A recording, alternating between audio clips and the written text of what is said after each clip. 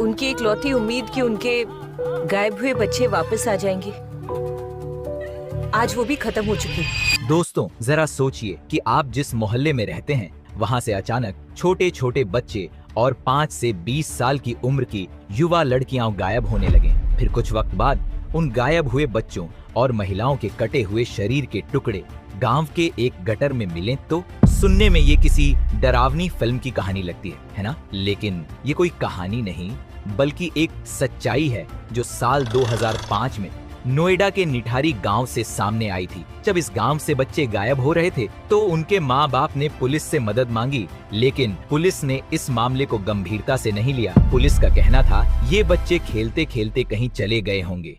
यहाँ पूरे police staff ने ऐसी लापरवाही दिखाई कि बच्चों और महिलाओं के गायब होने की घटनाएं बढ़ती चली गईं।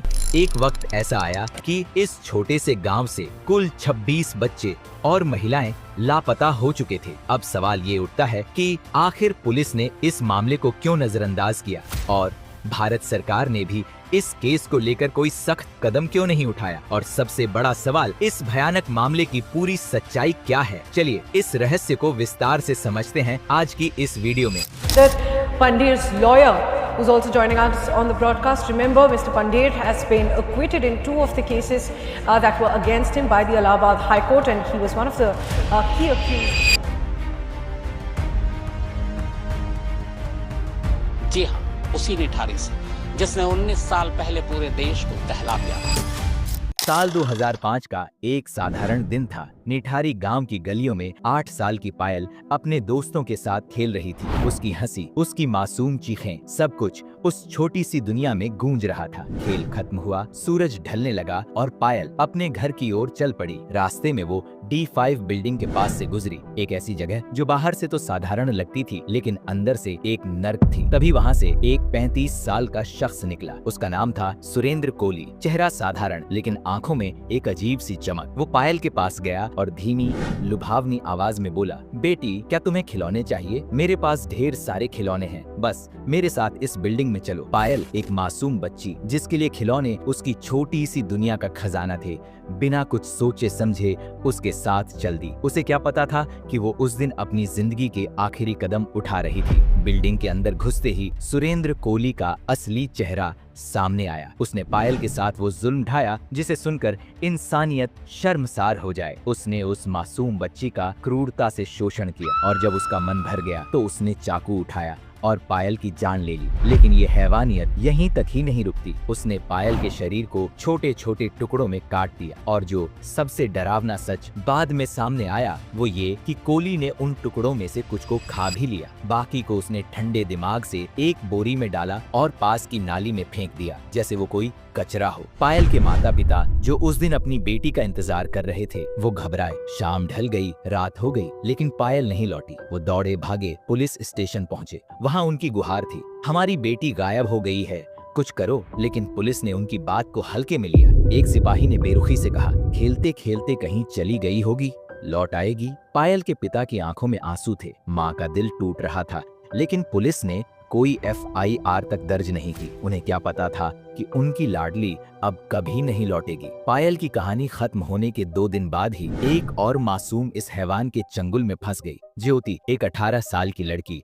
जो एक गरीब परिवार से थी। वो दिन भर मजदूरी करती थी ताकि अपने घर का खर्च चला सके। उस शाम वो काम से थक कर घर लौट रही थी। रास्ते में वही D5 बिल्डिंग पड़ी। अचानक सुरेंद्र कोली फिर बाहर आया। उसने ज्योति को देखा और अपनी शातिर चाल चली। काम चाहिए, पैसे चाहिए, मेरे साथ चलो, मैं तुम्हें घर का काम दिलवाऊंगा। ज्योति जिसके लिए 2 वक्त की रोटी जुटाना भी मुश्किल था, उसने सोचा शायद ये उसकी जिंदगी बदलने का मौका है। वो भी कोली के साथ बिल्डिंग में चली गई, लेकिन वहाँ उसे काम नहीं बल्कि वही नर्क मिला। कोली ने उसके साथ भी वही क्रूरता दोहराई, उसका शोषण किया, उसकी चीखें दबाई और फिर उसे भी मार डाला। ज्योति के शरीर को भी उसने टुकड़े टुकड़े किया और पीछे की नाली में फेंक दिया। ज्योति के माता पिता जो अपनी बेटी के लौटने का इंतजार कर रहे थे, अगले दिन पुलिस स्टेशन पहुंचे। माँ रो रही थी, पिता गिड़गिड़ा रहे थे, लेकिन पुलिस ने फिर वही ढीला रवैया दिखाया।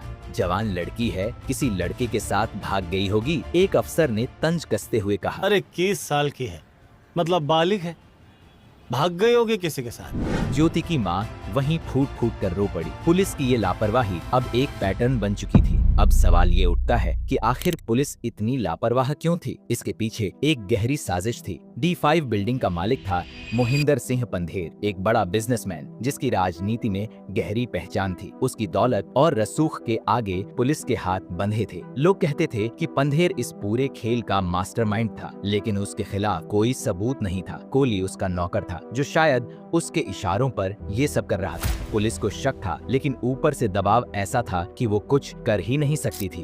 अब पुलिस पर दबाव बढ़ गया, ऊपर से ऑर्डर आए और वो हरकत में आई। D5 बिल्डिंग की तलाशी ली गई। वहाँ से बच्चों की लाशें, उनके कपड़े और खून के धब्बे मिले। सुरेंद्र कोली और मोहिंदर पंडित को हिरासत में लिया गया, लेकिन कोली ने अपना गुनाह कबूल कर लिया। उसने बताया, मैं पहले उनका शोषण करता था, फिर उन्हें मारता था, उनके शरीर के टुकड़े करता था, कुछ खाता था और बाकी गटर में फेंक देता था। उसकी बातें सुनकर हर कोई सन्न रह गया। कोर्ट में केस चला। सुरेंद्र कोली को फांसी की सजा सुनाई गई, लेकिन मोहिंदर पंडित वो बच निकला। उसके खिलाफ कोई ठोस सबूत नहीं मिला। लोग चीखते रहे कि वो असली गुनहगार था, लेकिन कानून के हाथ खाली रहे। कोली ने एक इंटरव्यू में कहा, मैं अकेला नहीं था, लेकिन मैं ही सजा भुगत रहा हूँ। ये सुनकर लोगों का गुस्सा और भड़क गया। इस कहानी का अंत सिर्फ कोली की सजा नहीं है। ये सवाल छोड़ जाता है, क्या इंसाफ सचमुच मिला? पायल की माँ आज भी उस खिलौने को देखती है जो उसकी बेटी के लिए लाई थी। ज्योति का भाई आज भी उस रास्ते से गुजरने से डरता है और निठारी के लोग उस D5 बिल्डिंग को देखकर सिहर उठते हैं। पुलिस की लापरवाही, सत्ता का दबाव और एक हैवान की क्रूरता ने 26 जिंदगियां छीन ली। तो दोस्तों, ये थी निठारी कांड की वो सच्चाई जो सिर्फ एक क्राइम नहीं बल्कि हमारी व्यवस्था का काला चेहरा है। सोचिए, अगर पुलिस वक्त पर जाग जाती, अगर सत्ता का खेल न होता, तो शायद पायल आज अपनी माँ की गोद में हंस रही होती। लेकिन अफसोस, अब सिर्फ एक खाली सपना है। बाकी ये वीडियो आपको पसंद आई हो तो वीडियो को लाइक करें और चैनल को भी सब्सक्राइब करें। बाकी मिलते हैं किसी नेक्स्ट वीडियो के साथ। तब तक के लिए गुड बाय।